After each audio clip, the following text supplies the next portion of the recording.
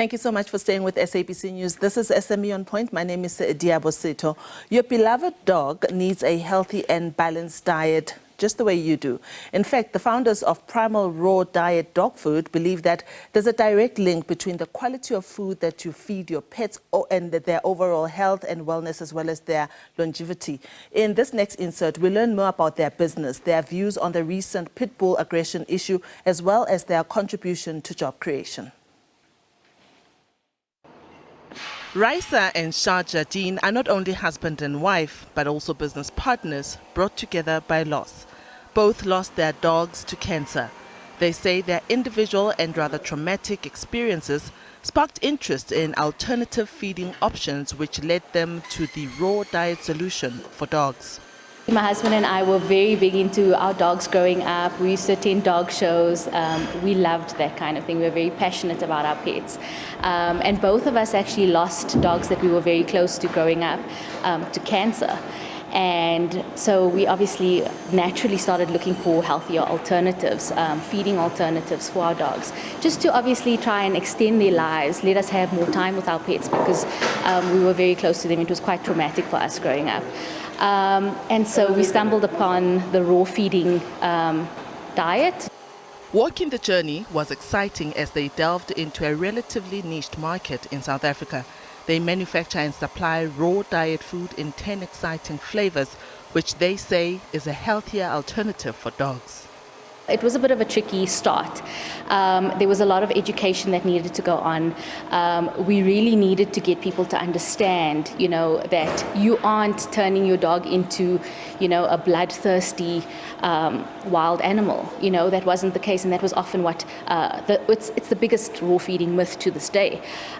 So we needed people to understand that that's not actually what you're doing. You are in fact giving your dog a better opportunity to extend its life, because the organs do far better on a raw diet. The body in general absorbs nutrients far better on a raw diet. So there was a lot of education behind starting up this business, because at the time, like I said, in South Africa, it was mostly unheard of. So we did have that tricky part, but funny enough, the market grew very quickly. They jumped on board very quickly. A lot of people started realizing that the diseases and illnesses that dogs are dealing with today was mostly unheard of in the past. So if you look back 100 years ago, dogs were living far longer. There's actual research statistics that will show you that different breeds were lasting far longer. They were living far longer. And they weren't eating your kibble. Your kibble's only been around for 100 odd years, And so, we had the benefit of having those stats and teaching people via, relating to the past and being able to see the difference. Today, they employ 8 full-time staff in a country battling heightened unemployment. SABC's latest data shows that unemployment fell 1 percentage point in the third quarter of this year. Jardine says they're doing their best to create employment in the manufacturing sector. Really what it comes down to is finding the right fit, finding the right person within your little family that you've created. Because at the end of the day, happy staff will be staff that will continue to return, will continue to show up for you at the times when you need it most. So we've created a little family here where it's been quite easy for people to come in, find their spot and fit in. The recent Pitbull aggression phenomenon has sparked debate in the country. And as a Pitbull owner herself, Jardine says it comes down to how the dog is trained. So it really comes down to the owner, and I know many people will say they've heard this before, but it's very, very true. A pet is reliant on that owner to bring it up the right way, right? It needs to be stimulated the right way.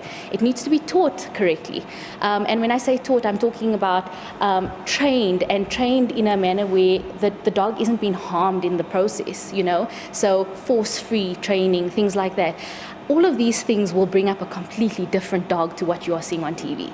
And that's the sad thing about the pit bulls. They are absolutely beautiful dogs. They are absolutely loving and loyal. They will protect you. They will look after your family. So when it comes to pit bulls, I'm extremely passionate about it. I'm extremely heartbroken by what is going on, because a lot of these dogs are dogs that, they are that way because of circumstances. With a new year around the corner, budding entrepreneurs who are eyeing a niche market business, Jardine says, do your research thoroughly, know your competitors, conduct market research, and then dive in wholeheartedly. Diabosito, SABC News, Johannesburg. Thank you so much to Primal Raw Pet Food for sharing their story with SME On Point. Please, to get in touch with us on our Facebook and Instagram pages, our handle is at SME On Point. We really want to hear what you think of our featured businesses, and perhaps you could also point us to other interesting businesses that you would like us to feature. So Castle Lager plans to boost township-based businesses with its new campaign. It says the hashtag It's Within campaign is about getting South Africans to recognize the good that exists in local businesses.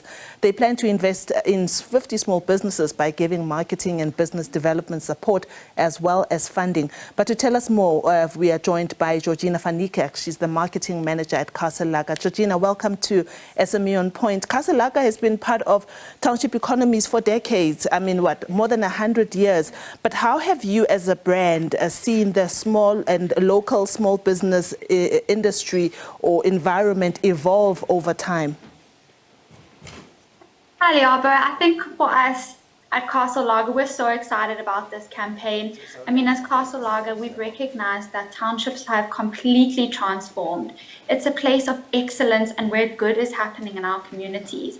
And we see in the data that 44% of people are saying that they will rather buy or stay in their community or buy local over international brands, which I think is absolutely incredible. It proves that our townships and our local businesses are completely transforming and that we no longer need to go to the burbs to get excellence, but it's happening here in our communities. Yeah, but do tell us more about the hashtag It's Within campaign and why particularly township businesses. Are you also looking at suburban businesses by any chance?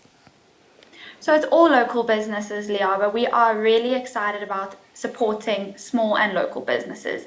It all forms part of our Keep It Within campaign. And why Castle Lager is doing this, it's all about recognizing and celebrating the good in our communities. And as you mentioned, we know that when we focus on the good will get better. And in this instance, we really want to focus on our local businesses that will help our communities and our economies grow. Because we know that if our small businesses grow, South Africa will grow, which is absolutely amazing. So as Castle Lager, we would like to focus on these small businesses. And as you mentioned, our goal is to grow 50 small businesses by 10% by the end of 2023. And how we're going to do that is through marketing support, business development support, as well as funding. And as a brand, we're really excited. We are actually investing 34.5 million to go into these businesses over the next year to make sure that we're really making an impact in their growth. Yeah, I know that maybe some of my viewers are thinking Castle Lager is quite a big company, it's a big brand. Only 50 businesses, and how are you even choosing the townships? Because the township landscape is so vast. Where are you focusing? And one would have hoped that maybe more than 50. Is it possible to do more than 50? 100%, Liabo. So I think for us, this is something that we want to see continuing over the next couple of years. So for this first year, we are just focusing on 50, but that's not to say that as we get into the campaign and we get the ball rolling, that we won't look at more. And how the process works is that we really are encouraging South Africans to share their favorite local businesses with us. So encouraging them to keep it within. And by doing this, they can buy a selected Castle pack. They can dial the USSD code, which is star 120 star 1895 star unique code hash, and they can nominate their favorite local business.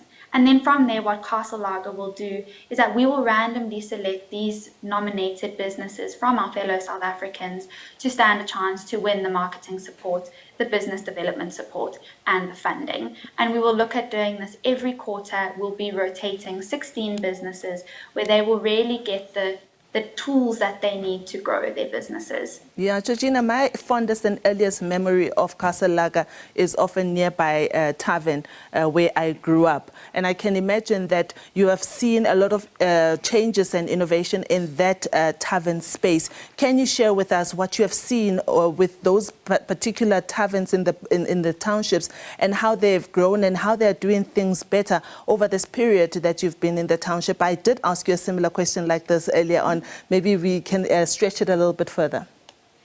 Cool. So, Aliaba, I think the taverns in our townships, they play such a vital role in building and impacting and uplifting the community, just like small businesses. For us at Castle Lager, we view our taverns very close to our heart, and as small businesses that we look to support as well. So I think that over the years, our taverns have become a place where people can come together, they can feel part of something, and they can also support each other in their growth. Georgina van Niekerk, she is the marketing manager for Castle Lager, sharing with us how Castle Lager is planning to boost local small businesses based in the township with support and marketing support, funding, as well as mentorship. That's all I had for you for SME for this week. Remember to support small businesses in your communities and keep those rands and cents circulating. After the break, my colleague Nompumelelo Sizibo will be speaking to Professor Yanni Rousseau from the Wits Business School of Economics on the economic impact of the Phala Phala saga. Do stay tuned.